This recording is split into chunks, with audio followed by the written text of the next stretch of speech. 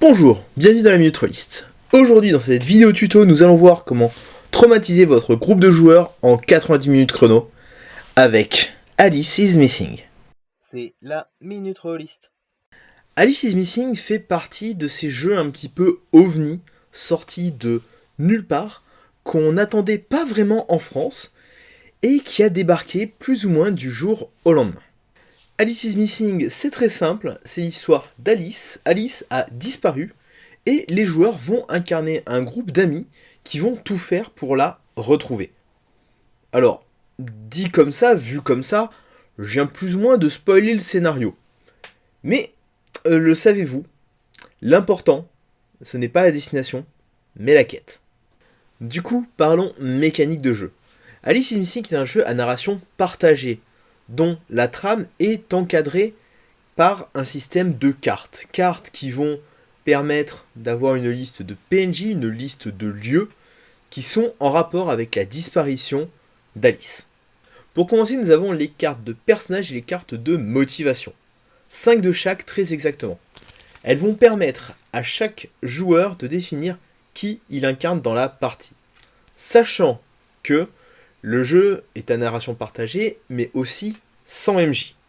Ensuite, nous avons les cartes de lieu, les cartes de suspect et les cartes d'indice. C'est un petit peu ce qui va nous permettre de savoir, ou plutôt de créer les circonstances de la disparition d'Alice, qui est coupable de la disparition d'Alice, et quels sont les indices qui nous permettent de lier tout ça ensemble. Enfin, il y a des cartes de timer qui commencent à 90, étant donné qu'une partie dure très exactement 90 minutes. Ces cartes vont permettre de créer un petit peu de l'aléatoire et d'aider chaque personnage à savoir un petit peu qu'est-ce qui se passe, quels sont les événements aléatoires qui ont lieu, afin de continuer à développer cette histoire autour d'Alice. L'intervention d'un personnage, un renseignement sur un lieu, s'ils sont sur un lieu précis, ils découvriront peut-être un indice, etc., etc., etc. Sachant qu'une chose que je n'ai pas précisée jusqu'à maintenant, c'est qu'Alice is Missing ne se joue pas vraiment comme la plupart des jeux de rôle. En effet, Alice is Missing va se jouer sur votre téléphone, sur votre ordinateur. Tous les joueurs autour de la table ne vont à aucun moment parler entre eux. Tous les dialogues se feront via texte, via smartphone, via ordinateur. Et le fait d'incarner des personnages qui discutent par SMS, par chat, en discutant nous-mêmes par SMS ou par chat, renforce à la fois l'immersion mais aussi l'implication des joueurs dans cette histoire. Maintenant, parlons de la gamme. Et pour le coup, la gamme est composée que d'un seul et unique élément. Une simple petite boîte contenant toutes les cartes que je vous ai présentées, ainsi qu'un petit manuel. La boîte coûte 18 € si vous arrivez à la trouver. En effet, le jeu a été très vite sold out dès sa sortie. Bon, le jeu a été réimprimé et pour le coup, je ne sais pas à l'heure actuelle si le jeu est facilement trouvable. Mais pour le coup, n'attendez pas obligatoirement si vous avez envie de l'offrir comme cadeau de Noël. Du moins, si ce que je vais vous dire après ne vous refroidit pas. En effet, j'ai plusieurs griefs face à ce jeu. Des griefs qui s'entendent et d'autres beaucoup moins. Et le premier problème que j'ai à l'heure actuelle avec ce jeu, c'est que c'est un jeu qui est censé se jouer sur téléphone, sur internet. Il a été pensé pour être joué pendant le confinement, étant donné que le jeu est sorti durant le confinement. Il a eu droit à une version physique, ce qui est vraiment bien si vous voulez l'amener à votre club. Cependant, il n'existe pas de version numérique française de ce jeu. Alors oui, il existe une version anglaise. Ça, si vous êtes à l'aise avec l'anglais, allez-y. Cependant, quitte à traduire toutes les cartes, autant créer une version numérique à côté.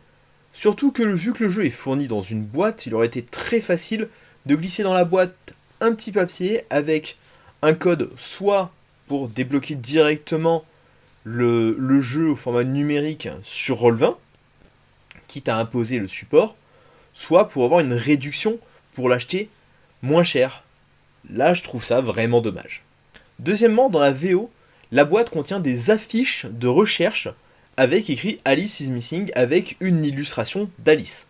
Il y en a plusieurs, des Alice caucasiennes, des Alice afro-américaines, asiatiques. Il y en a une demi-douzaine, je crois. Demi-douzaine d'affiches recto verso. Bon, là il y en a 0. Alors, je comprends que ça aurait pu coûter cher avec le temps, etc. La crise du papier, d'en imprimer une demi-douzaine. Imprimez-en au moins une. Même juste recto, même format juste A4. Mais histoire qu'on puisse sortir l'affiche et la mettre devant nos joueurs.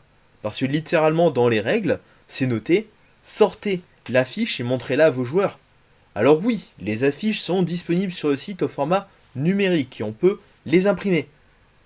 Mais dans ce cas-là, pourquoi fournir au format numérique les affiches et le jeu au format boîte à côté? Un peu de cohérence. Vous mettez tout en numérique, ou tout en physique, ou tous les deux, et pas à moitié l'un, à moitié l'autre. Du coup, Alice is Missing, qu'est-ce que j'en pense?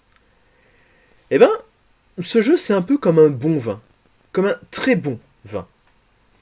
On le sort pour les grandes occasions, donc pas souvent. On fait attention à qui on le sert, on va pas le servir à quelqu'un qui ne saura pas en apprécier toutes les subtilités. Mais surtout, on évite de vider la bouteille d'un coup. Comme je le disais en début de vidéo, Alice is Missing, pour moi, c'est le jeu du trauma. J'ai pas fait beaucoup de parties, je n'en ai fait que 2, et à chaque fois, j'ai ressenti des sentiments extrêmement forts lors de mes parties. Je suis un adepte de jeux d'horreur, j'ai déjà eu l'occasion de jouer avec de très très bons joueurs, d'excellents MJ, mais aucun n'a jamais réussi à me faire ressentir cette angoisse, ce sentiment d'impuissance que j'ai ressenti lors de mes parties d'Alice is Missing. Alice is Missing fournit bien évidemment tous les outils de sécurité émotionnelle adaptés, tels que la X-Card.